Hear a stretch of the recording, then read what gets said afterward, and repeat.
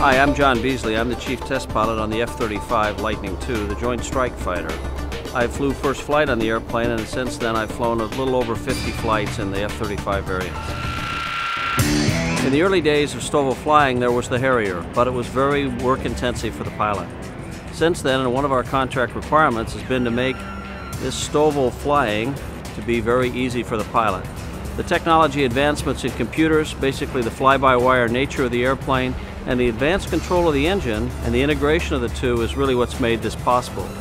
In the F-35, the way the pilot controls his height is with his right hand, his stick, the same way at 0 knots as he does at 500 knots. Push forward, you go down, pull back, you go up. So it's all consistent learning. But the important thing is the pilot, if he just lets go of the stick, the airplane will stay where it is. The Harrier doesn't do that. It requires constant attention to stay there. As you look at the video of Graham Tomlinson coming in to do the first vertical landing, you notice what looks almost like great ease, and in fact that's what Graham said it was very easy. We'd worked very hard to make that happen. Conventional airplanes, when you come in, there'd be a great deal of wondering about positioning and those type of things and controlling the hover very precisely. Well, with the F-35, because of the integrated flight propulsion system, it was very easy. The system's doing most of the hard work, the pilot's simply making a decision where he wants to go. You know, one of the truly incredible things about our STOVL airplane is that it's first actually a combat aircraft. It has the full capability, internal weapons, stealthy characteristics, advanced electronic systems, sensor fusion, all of those capabilities that are so essential to combat and being successful in combat in the 21st century. Sometimes in the past, people have had to compromise on those capabilities to have the basing option that short takeoff and vertical landing brings in heritage STOVL systems. We compromise none of those. We have an airplane that's a fully maneuverable fighter aircraft, equivalent to any that's out there, and also a supersonic airplane that can fly any mission that's required with all of the sensors and all of the data link and all the communications that are becoming the future of aviation. In addition to that, the airplane can come in and simply come to a stop and do a vertical landing at the right place. I think the guys on the ground are going to absolutely love this airplane because they're going to know it's there and it can get there quickly to help them.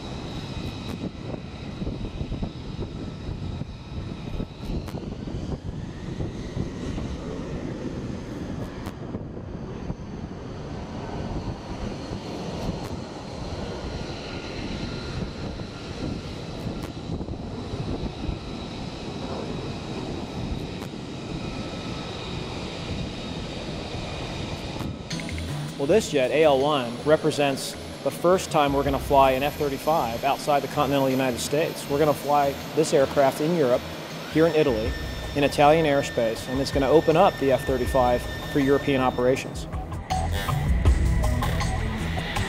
It is definitely no small feat in what we are doing here. 4 years ago, this was dirt. And to have built 22 facilities, over 1 million square meters of space, and to say that you've built it, and you actually built the aircraft, ahead of schedule I might add, is really an endorsement of this project. Primo volo, first flight, and many more to come. We've been talking about being an international program. Today we truly are. Today we have an airplane here that just flew in the Italian airspace. We did a complete test flight. The jet performed marvelously. I mean, we're off and running.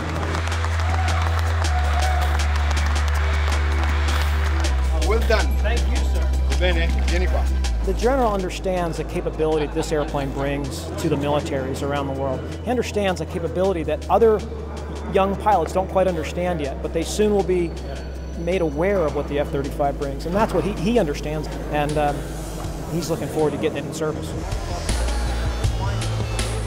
Well, this confirms that it's definitely an international airplane for the United States and all of its partners. We've put together a good jet, a clean jet, that's able to be produced anywhere in the world. And we're able to transfer that technology onto Alenia and teach others how to produce a fifth-generation fighter. So to be part of a program that is world-class is invigorating. And you see it with the workforce here. I mean, the workforce is just fabulous. They are intelligent, they're aggressive, they're excited. Because we've created an industry here that will last 40, 50 years or more. Thank you guys for all your hard work. Appreciate it. I know you guys worked hard. With Lockheed and the guys that Lockheed have sent here, it was possible to increase the skill, the professionality of the people in 2 years. And yesterday when I saw my crew around the plane, you see these young guys, very, very young. You feel that, you know that 2 years ago they was at school, and after 2 years they have made and put into the air a jet like this.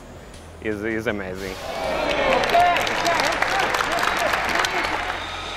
They have put a lot of effort in this, heart and soul, blood, sweat, and tears. And this airplane represents all of that. And it's not just this aircraft. This aircraft is the first of many, and for many nations to fly from this facility.